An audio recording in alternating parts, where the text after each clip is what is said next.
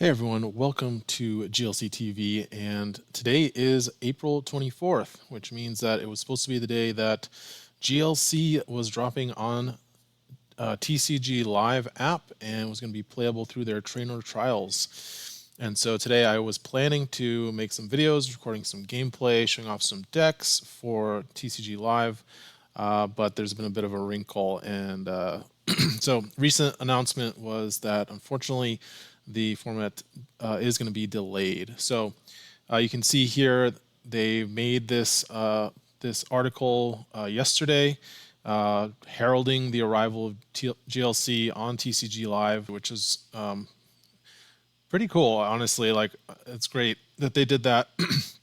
And for those who are wondering, it was confirmed here that GLC on TCG Live is going to be just Sun and Moon on. They're not implementing Black and White X and Y yet, so it is going to be Sun and Moon onwards GLC. So sort of GLC light. It doesn't perfectly match GLC in terms of the card pool.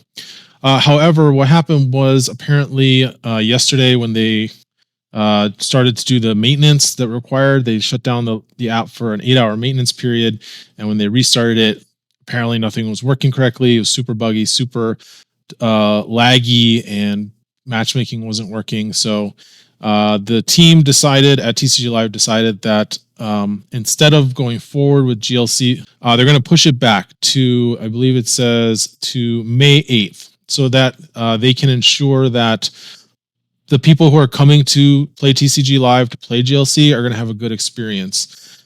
Because you know what, it would really suck if today was supposed to be the day that GLC goes live on TCG Live and the app is just a dumpster fire and nothing's working. And I feel like that would not only be really bad for GLC players looking to try out TCG Live, also really bad for TCG Live players trying out GLC, because it's just going to sour their experience with the format. They're going to associate GLC with a bad experience on TCG Live. So it's really good to see. They seem to be really enthusiastic about GLC. I mean, again, they made this graphic for it. They said they're excited to debut GLC on TCG Live, and they've said they really want people to have a good experience with the format, which is why they chose to delay it. So that gives me high hopes that GLC is on people's radar, at least the TCG Live dev team, they're enthusiastic for it, and maybe that means that they're going to be working harder to get those older formats, those older sets onto TCG Live.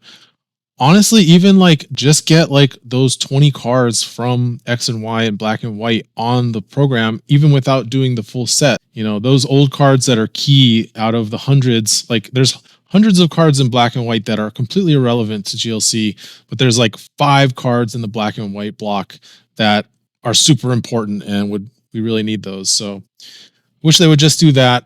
For now, we're going to be waiting. I wanted to show off some decks that I have put together for the GLC on TCG Live. So as mentioned, GLC is on TCG Live is going to be Sun and Moon onward. So we're going to be missing the Black and White block and the X and Y block. I would say that makes it about 80% complete to what paper GLC is, but there's quite a few cards, again, I'd say, that are missing.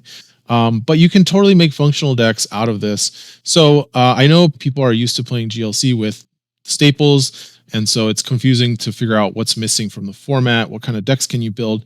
And so because of that, and to give people who are coming into GLC for the first time through TCG Live, I wanted to put out some decks that people can use, that they can look at, get some inspiration from, or even just copy paste. You can copy these and export them from Cardboard Warriors, and they export right into TCG Live. I'm going to go ahead and do that here with this video. I'm going to kind of just quickly go through these decks and profile them. I went in and copy pasted. Thankfully, I did this before they shut down TCG Live again, and now it's currently out of commission while they're fixing it. So I'm glad I went and did this. I copy pasted. I built all of these in TCG Live. I've been playing them in the expanded beta, either the queue or just testing it against the AI. So these decks I've been building and I've been testing for the last couple of weeks, and I feel like I've gotten them to really good places in terms of playability. And some of them are actually copy pasted from existing GLC decks. Some of them are decks that I have now made out of whole cloth. So let's take a look and see what we've got, what you could possibly build in TCG Live GLC once the format comes back and goes live on May 8th. And one more thing I wanted to mention, this is not going to be the only time GLC is coming to TCG Live. They did mention, and I believe it was in bold, yes, well, Gym Leader Challenge is temporary mode, making its appearance as one of the trainer trials. The Gym Leader Challenge format is planned to return periodically in the future so that trainers have a variety of opportunities to try out this refreshing side format. So it's going to be either, periodically available or hopefully just permanently available in the future. And I think it's going to be a lot of fun. And I hope people will come back in May and play this so that they can show the TCG Live devs how interested people are in playing GLC on TCG Live. Let's start off. We're going to start off here with Colorless, and I just want to also mention that double Colorless energy and twin energy are going to be banned. So they are going to be following the latest bans from Andrew Mahone. Colorless was considered the best deck in format before the twin bans. So let's see what we can make now with Colorless. So I've got two decks for Colorless. First one, this is going to be a Hops Turbo deck. So this is going to be attacking with big basics. You're going to be using double Turbo energy as your double energy to ideally attack with Snorlax as your main attacker with the Thumping Snorlax. And this uses a fire energy engine instead of the double energies to get your other attackers powered up. So you're going to be using Welder to attach fire energies from hand. You can use Mela to attach fire energies from the discard pile. And then you're going to be using Giant Hearth to be able to get fire energies out of the deck easily. So you're always getting your attachment per turn. The Blissey's here because it can heal the Thumping Snorlax from sleep, so you can always just keep attacking with it over and over again. So this is like kind of your turbo Colorless deck. It's going to be attacking very quickly, very aggressively.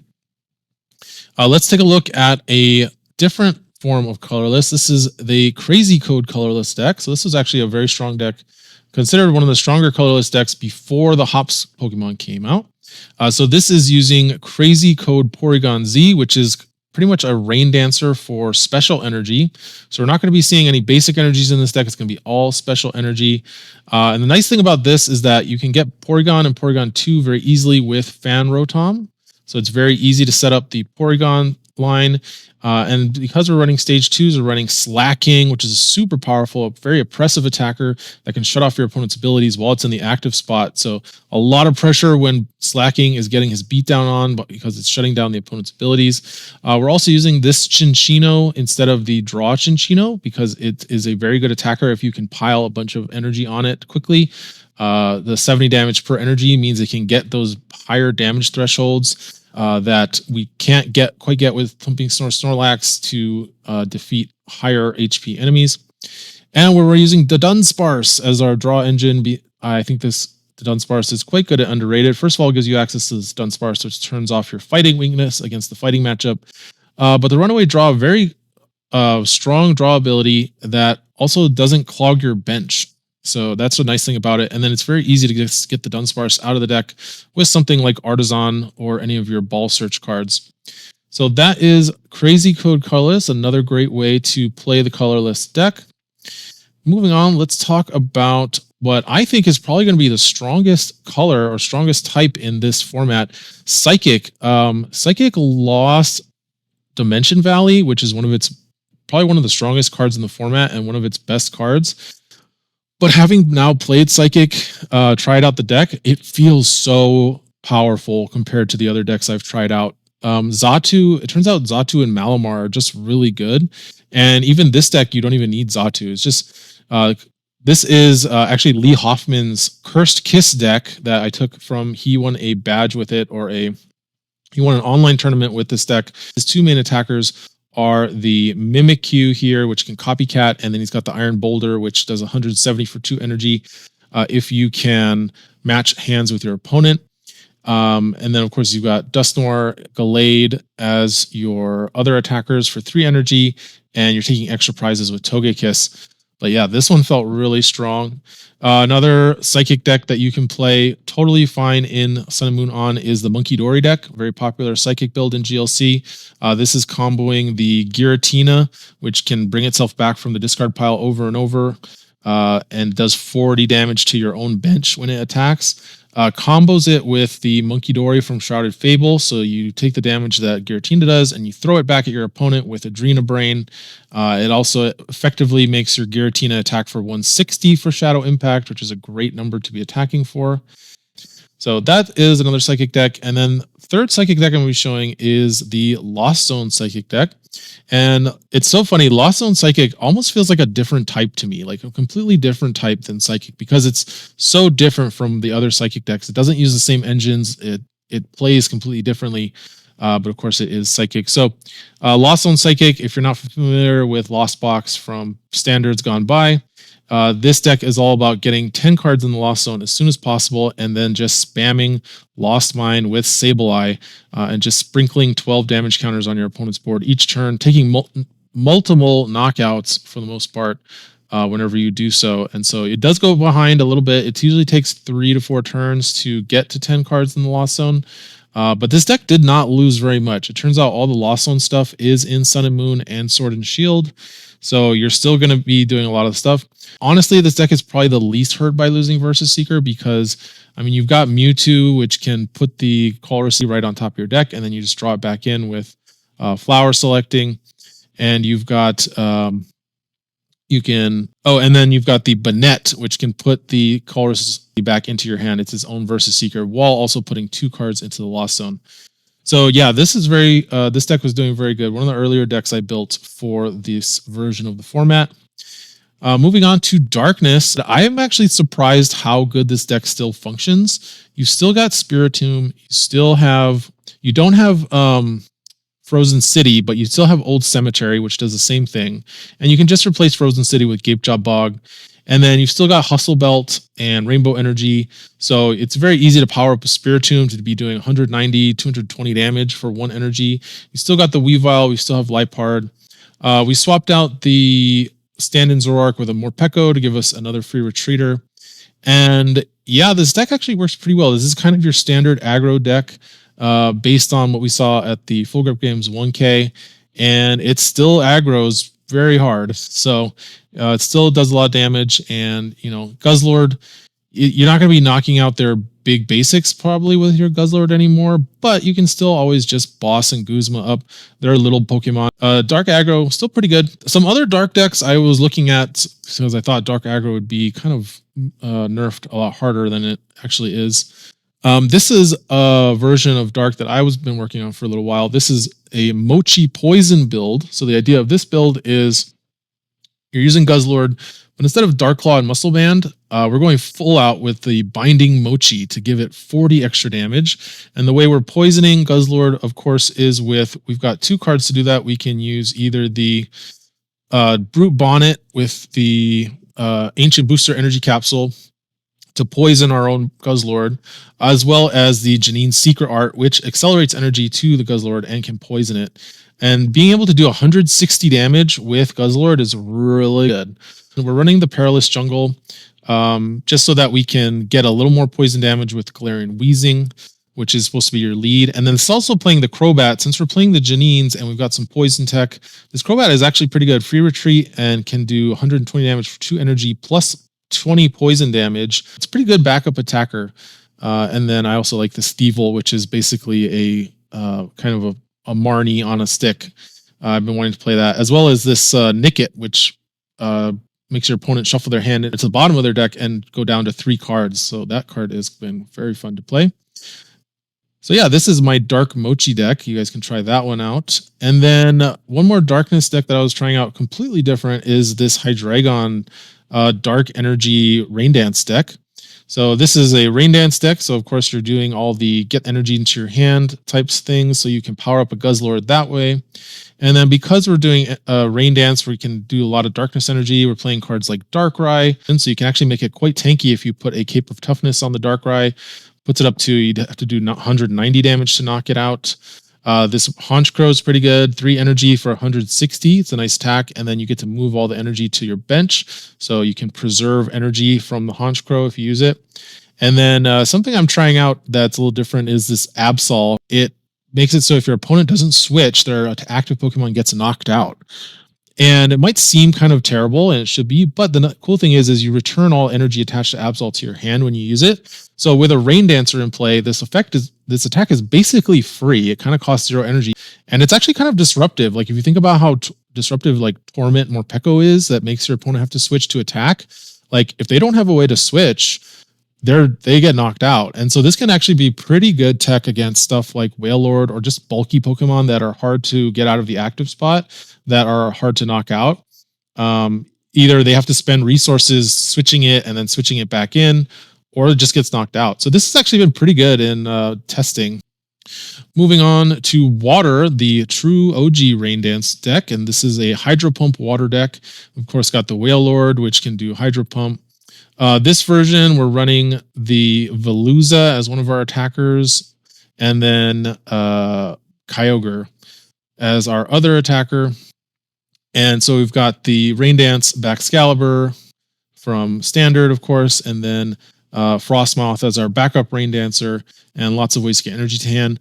So this is our Rain Dance water deck that you could try out. Another deck for water is Special Whales. So this is actually Gym Leader Josh's deck that I've modified to be Sun and Moon only. So this is using special energy alongside cards like Titan and Special Wave Whale Lord, which are very tanky and hard to knock out. We've replaced, in both of these decks, we've replaced the Octillery with the Swampert, that you can discard a card from your hand to draw 3 cards. Very powerful, and actually paper GLC players, water players I know, are experimenting with this Swampert over Octillery, because Octillery, your hand can get jammed up sometimes and can't draw since they don't have access to Squovit like Colorless. So yeah, this is Special Waves. You got the reversal energy and counter energy, very strong for coming from behind with this big giant whale or Titan that are very hard to knock out. And then one more for water. This is kind of a spread aggro deck for water. This is based on a deck that came out about a year ago, made by a user named Marimbist. That was made a splash. It was using this Palafin, the other Palafin that does 130 for 1 energy, alongside a bunch of spread attackers and the quick shooting Inteleon, and you combine the quick shooting damage with things like Cloyster, and then you kind of make Cloyster into this unkillable monster with a pot helmet. And it has healing cards in it because it works really well with the Cloyster. It also works well with the Palafin, so you can heal the Palafin. And Luxcape on this Greninja, which is another spread attacker, but you have to flip a coin to knock it out. Really frustrating with a Luxcape on it, because that means you have to flip 2 heads to be able to knock this thing out. And in this one, we're trying out the Suction Cup Draw Octillery instead of the Swampert, because this deck, I remember, was trying to stay pretty low to the ground, not trying to play a lot of stage 2s. So this one combos nicely with, we've got Scoop of Net in this deck, but also Devolution Spray. Another option, if you want to put a stage 1 draw engine, is the Alolan Sandslash. That's 110 HP stage 1, and each turn you can draw 1 card. I think that's probably about the same as this Octillery. My gamer senses tell me that drawing 3 cards in 1 turn, full stop, is better than drawing 1 card over 3 turns, but it probably evens out to be about the same. But I think if you're running Scoop Up Net and you're really to try out Devolution Spray, because Devolution Spray also works with our Frogadier, which has an Enter the Battlefield effect when you evolve that, as well as the Drizzile. You can get Shady Dealings again. So there's some combos water can do there. Moving on to grass, we've got our standard Jungle Beat. We've got Jungle Totem Venusaur combining with Voltage Beat Rillaboom, 2 power-up cards like Shining Genesect and Zarude, who do a lot more damage for each grass energy on them. Of course, you've got Torterra, you've got Groddle, and you've got the Badoo to slow things down. And Brambleghast is a lot stronger in this format because there's no Hex Maniac, so it's very hard to shut off that ability. By the way, that's why in my other deck you may have noticed I have Canceling Cologne. Not only does Canceling Cologne help against cards like Brambleghast and Okidogi, I think in spread decks, it's really one of your only options if you want to be able to turn off a bench barrier Pokemon, since there's no Hex Maniac, no Silent Lab. So one of the things you can do in a spread deck is you can Boss's Orders or Guzma up their bench barrier and then hit it with a Canceling Cologne, and then go ahead and do your spread damage just like they do in Standard. Definitely way less optimal than it is in regular GLC where you can just slap down a silent lab and go about your business, but it's one of the ways you can counter bench barriers if you're playing a spread deck. So I just wanted to mention that. Pretty similar to your regular grass deck. Very strong on the if you can get all of your evolutions out, which it's pretty good at doing. I want to call out one of my favorite engines to run in any setup deck in this format is Tag Call with Guzmahala and Cynthia and Caitlin. Guzmahala can then get Capture Energy, Artisan, and Technical Machine Evolution. Capture Energy then gets fuels your evolution, and you now have 2 basics on the bench that you can evolve. So that's one of my favorite ways to set up in this format. And Cynthia and Caitlin is just kind of good as your backup, your knockoff versus seeker. Probably better than Palpad, in my opinion, because you know that you're going to have access to that supporter next turn. The other grass deck I have is more of an aggro list. So this is Festival Lead Grass, which is using Diplin, which can attack twice if there's a Festival Ground Stadium in play, and can do 100 damage per attack for 1 energy. And we've got the Jumpluff, who can attack twice with Fluffy Barrage, 60 damage for 1 energy. And the way you make that damage actually matter is with these Lurantis and the new Lilligant, which each boost your grass Pokemon's attacks by 20. So you could be getting it with, if you combine those two with something like Professor Kukui or Leon, you can be getting that damage up to above 100 and then attacking twice to possibly either take 2 knockouts or be doing a lot of damage to a large HP Pokemon. You've got Rillaboom to power up your Pokemon in this set, because you've also got the Thwackey, which can search for any card while you have Diplin in the active slot. This card deck is a lot of fun. It's a little bit of a gimmick, but it does actually work pretty well. It's pretty consistent at setting up. Usually, you're generally going to prioritize the Jumpluff first, since you don't need as many of the stadiums in play. And then once you get out once you get the Thwackey out and the Diplin in play, you can use the Thwackey to search for the Festival Ground Stadium and be able to attack. And then you've got kind of Torterra as your final attacker that's going to take care of the rest of their Pokemon. So this is a very fun kind of aggro combo grass deck.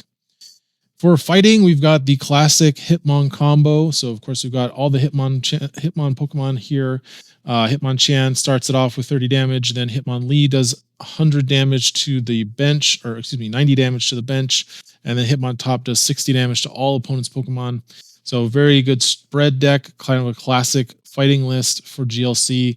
And then we've got Lucario that can clean things up for 1 energy for 150 damage. And then Machamp and Okidogi, both much better in this format without Hex Maniac to mess up their abilities. Although that's why I think Canceling Cologne is going to see some play in this format. We've got Canceling Cologne here, just like we did in the other spread decks to deal with bench barrier Pokemon. So yeah, kind of your classic Hitmon combo list. You've even got the Lily's Pokédoll to retreat into with the hit and run.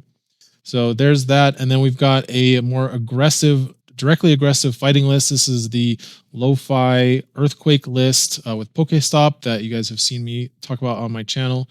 Love this deck. Probably my favorite bad deck in the format is what I call it. So basically you're using stage 1s that can do about 120 damage for 1 energy. Lucario can do 130 damage for 1 energy with the Roaring Resolve, giving it the 2nd energy it needs. And then the way you're getting card advantage is through Pokestop. Since fighting doesn't have a dedicated card advantage engine, you use Pokestop, and then you play a bunch of items that can draw you cards. So that way you can, if you get items off your Pokestop, you can then convert those into card draw. And you're boosting up your low damage with cards like Grant and Practice Studio, things like that. And then you've got Okidogi and Lucario can kind of be your heavy hitters to deal with your tankier threats. Deck is kind of got hurt by not having access to Strong Energy to boost your damage and Muscle Band. Those are 2 big damage boosters that the deck relies on, but you can still take a lot of knockouts. You're relying on Okidogi anyway as your big hitter, and then using your speed with your other stage 1s to take knockouts on lower HP Pokemon. For metal, so first we've got a tanky metal deck with Copper Raja, and the idea here is you're playing Full Metal Lab and then preventing your opponent from bumping it by stopping them from playing stadiums. And so Copper Raja with Full Metal Lab and something like a Metal Goggles or a Metal Frying Pan is 260 HP, basically. Very hard to knock out. And you're powering it up with Matang. And since we don't have Bronzong in the format to get energy from the discard pile, we're relying heavily on cards like Matang. You can use Cypher Maniac code breaking. Also, Mallow is available in this format, but we're just running the Cypher Maniac here. So you can put 2 metal energies on top before you Matang. Also great when you have Revavroom, since you can just put 2 cards you need on top and then draw into them with Revavroom. Okay, oops, just realized I didn't have the Stellar Wish Jirachi in that list, so that has been fixed. So yeah, we do have the Stellar Wish Jirachi, which is what you want to be your active for while you're setting up.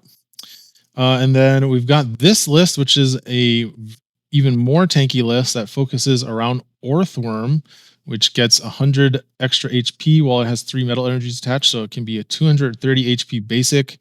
And then the cool thing is, so this is using, instead of the Matang, we're using the Magnezone. So it is kind of like another Rain Dance deck. And the cool combo you can do with this deck is with a card like Acerola or Penny. These supporters can pick up your damaged Pokemon and put them in the hand, but also puts all the cards attached to it back into your hand with it. So what you do is you have your Orthworm take a hit, and then you can Penny scoop it up. You bring all the energy back and any tools on it. You put the Orthworm back down. You use Magnezone. You get to put all 4 energy back onto it, and it's ready to go fresh attacking with no damage on it. So this deck's actually a lot of fun. I actually play this deck in paper. So this is a really fun deck to play that you can play in TCG Live. If you're wondering why this Heatron's being used, because the other Heatron that does 160 damage for a fire with a fire energy attached is in TCG Live.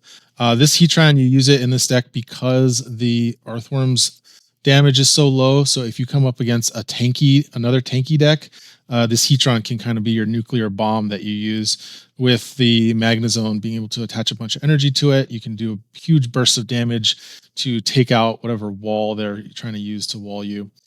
So yeah, so that's metal. Going on to, we have fire next.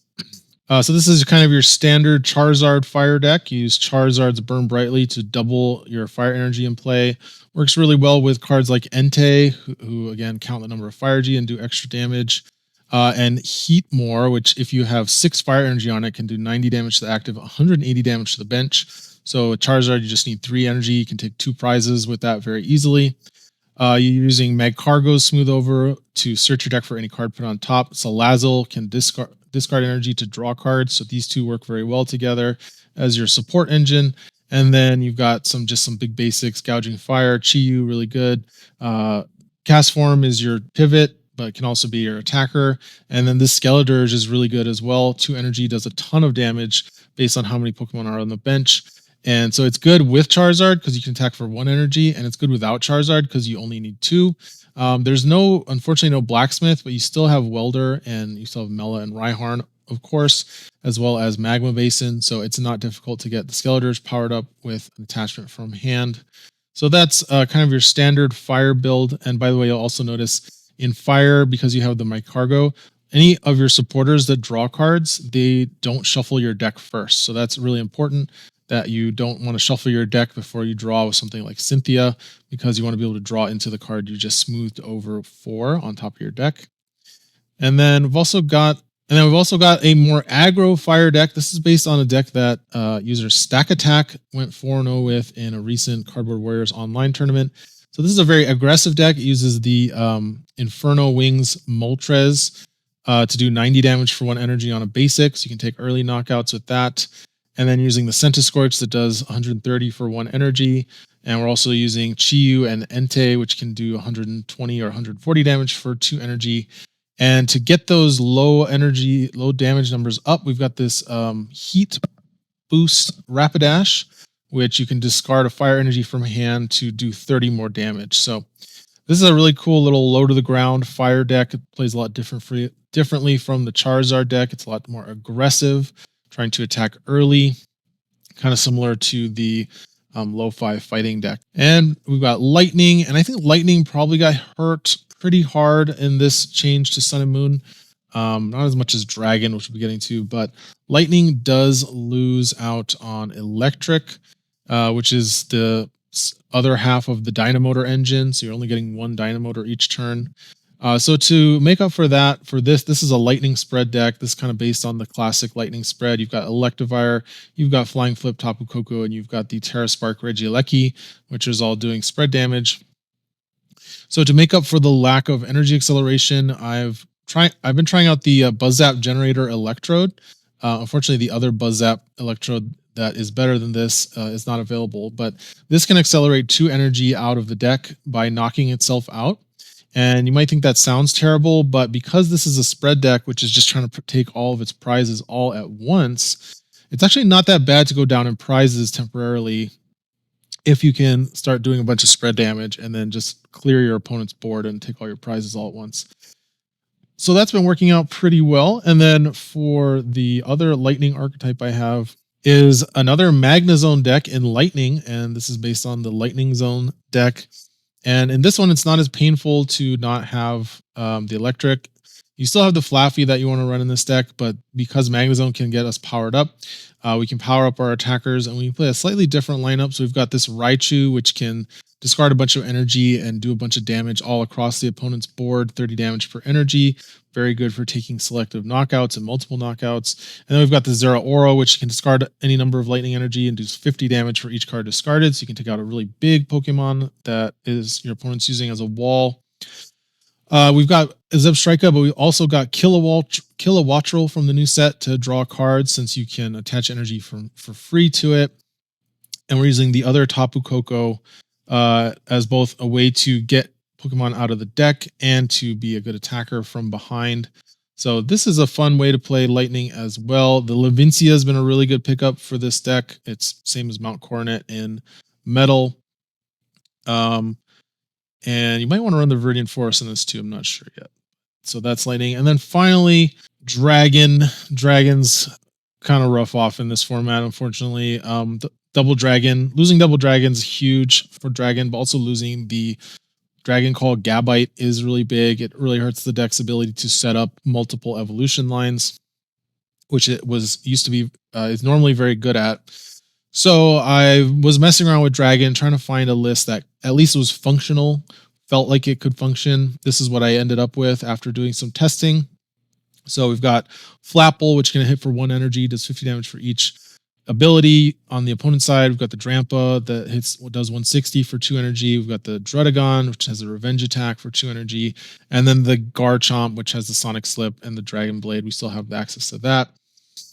Tried to run the Dragonite, which is available. Fast Call is in this format, but it's just way harder to set up without the Dragon Call Gabite to get it out, I've noticed. So ended up cutting that, relying more on Tatsugiri to get your supporters, and your supporters are your main way to accelerate energy. So we've got Crispin, like you normally would see, Raihan, also including Mela, and then Marnie's Pride is a supporter that is basically just gets an energy from your discard pile onto your bench Pokemon. So that's the kind of cards you kind of have to run to be able to power these up. Viridian Forest here, less as a way to get energy accelerated, more just to fix your energy costs, because we are missing a lot of the rainbow energies that Dragon usually relies on. I can't remember the name of it, but the special energy that is a rainbow energy for basics is missing. We don't have access to blend energy, so quite a few of our special energies are missing, along with Double Dragon energy. But TM Turbo Energize, Crispin, Marnie's Pride, Raihan, you can kind of rely on these. Also ended up cutting Regidrago. That card just ended up being way worse without Double Dragon energy to power it up and make it a threat. The grass energy is super awkward. You'll see that I've limited it to the 3 energy types of fighting, water, and fire. And then we've got Colorless for the Flapple. So limiting it to 3 energy types helps a lot without the rainbow energies available. So that's Dragon. Tried to make it work. You can try it out and play it with it, but it's definitely going to be a lot harder to play in this format. So that's all of it. So again, you can find all these decks on my GLC TV Cardboard Warriors profile. You should be able to export them to TCG Live. Going to be coming May 8th. Make sure you mark your calendar, get your app updated. You know, if you're trying to build these decks in Expanded, ScoopUpNet is banned in Expanded, so you can't actually export these decks into Expanded without messing around with removing ScoopUpNet and some other cards that are banned and expanded, but not banned in GLC. So I think just wait for the GLC queue to go live so you can actually build GLC decks and then start to play with it. And I hope you guys all have fun coming up on May 8th. I'm probably going to be pretty busy in May, but hopefully I'll be able to make some videos. So thanks everybody for watching. We will see you next time.